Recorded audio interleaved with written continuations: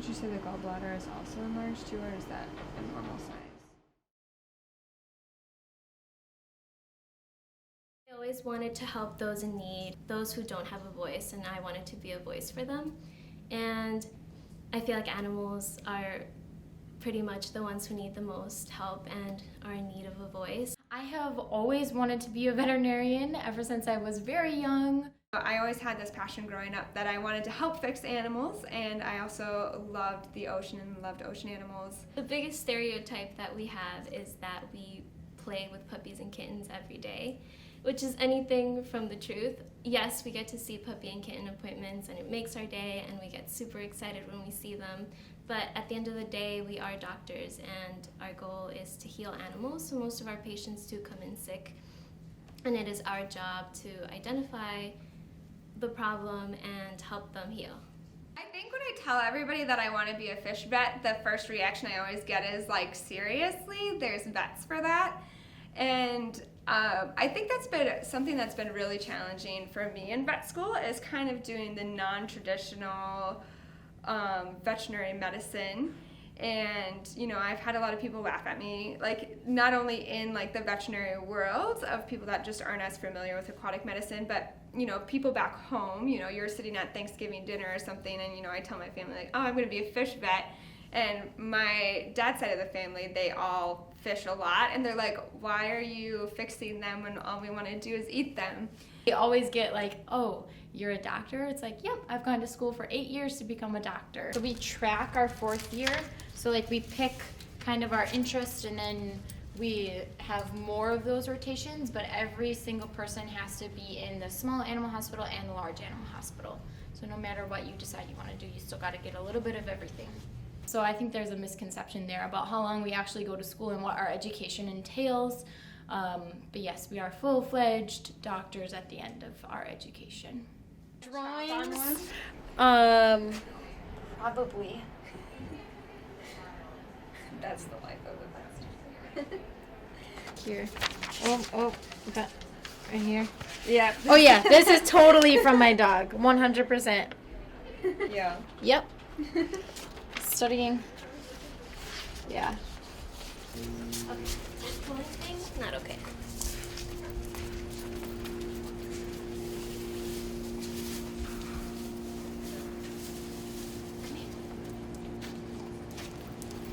These are all the old classes. Every single class has one.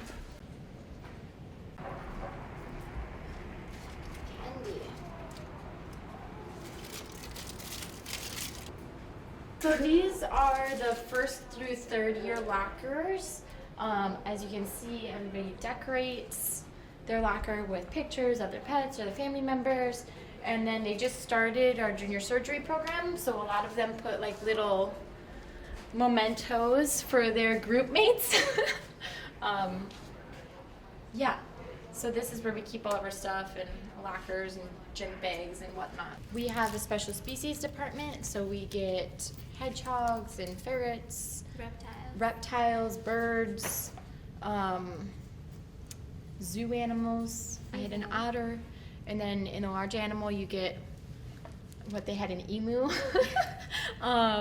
camels, alpacas, cows, horses. We are in ponies. America's Dairyland, so lots of cows. Lots We of learn a cows. lot about cows, and we're very passionate about them. One of the most challenging things about school is the schedule. How many hours do you guys usually spend in this room every day?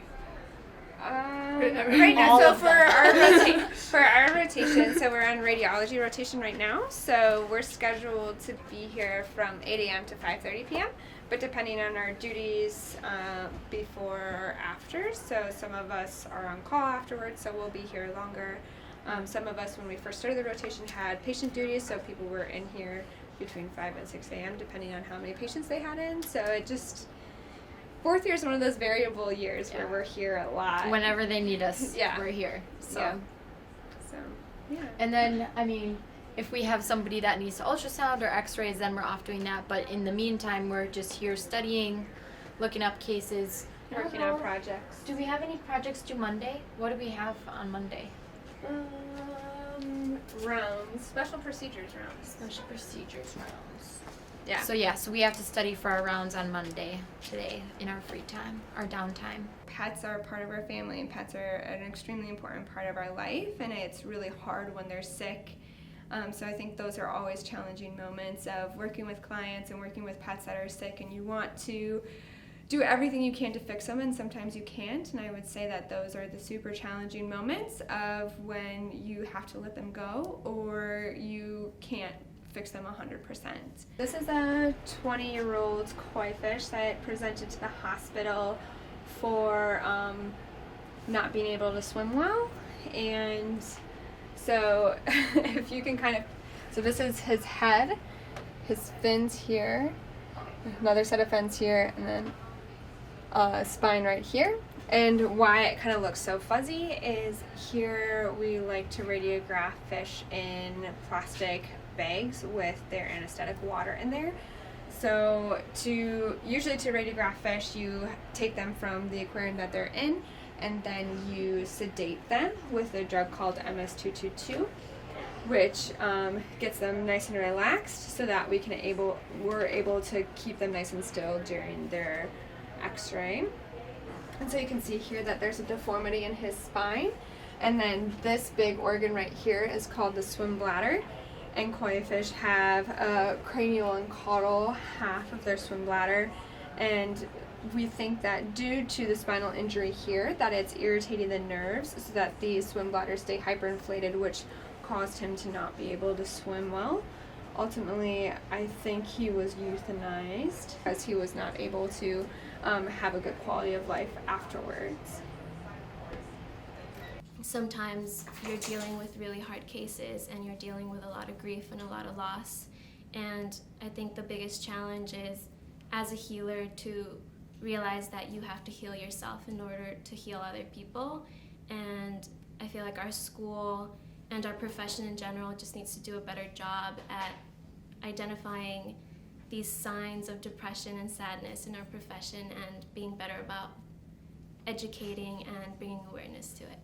I think one of the most rewarding things about our profession is, yes, the puppy and kitten appointments where you get to snuggle with them and love on them. And I think that, how many doctors can say that they snuggle and love on their patients and tell them what a good boy and good girl they are.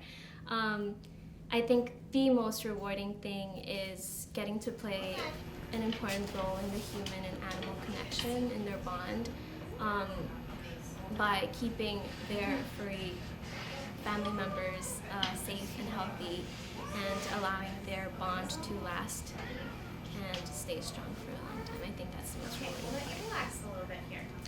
Just hold on. Probably the most rewarding thing is working with clients and their pets and just being able to help them, the pets and the clients, and see the joy that they get from us being able to help their family member. He's good. All right, I'm bringing him back to CCU. This is the same guy from ultrasound too. It was good. He was a really good boy. Yeah. He's the cutest. He's so cute. I know. He got a little bit of medications to help him relax, but he was a really good boy. My plan is to stay in Wisconsin and move closer to my family and work at a general practice somewhere in southeast Wisconsin. After I graduate vet school, I'm from New York City, so I want to go back to New York and work in a low-income community and provide veterinary care. My plan right now is to apply for a small animal rotating internship so that I can really solidify my medicine and take those skills and translate them to our aquatic friends. And right now I just want to be really good at my medicine, really get that down, and just be able to start translating that to the aquatic world.